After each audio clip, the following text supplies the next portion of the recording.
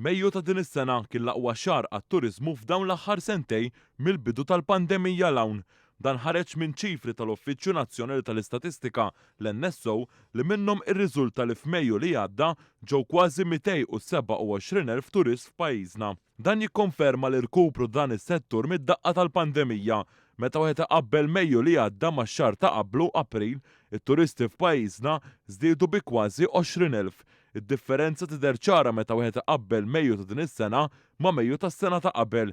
Id-differenza fi żmien sena kienet ta' iżjed minn 200,000 turist. Matul Mejju ta' din is-sena ġew f'pajjiżna qalb tagħla kważi 200,000 turist. Madwar 42% tat-turisti li ġew fartna bħala turisti kellhom bejn il-25 u l-44 sena.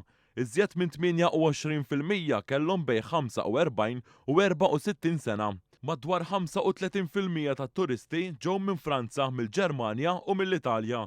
Skont l-NSO meta mqabbel max-xahar ta' April f'dan il-perjodu żdied anke l-att tal-jieli li qattaw f'Malta it-turisti. F'April li għadda n-numru tal-jieli kien iżjed minn 1,200,000, filwaqt li f'Mejju n-numru tal-jieli kien ta' iżjed minn 1,350,000 lejl. Hawnhekk id-differenza kienet ta' kważi 138,000 lejl.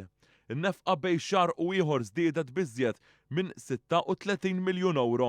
In-nefqa mit-turisti matul ix-xahar ta' Mejju kienet ta' kważi 175 miljun euro.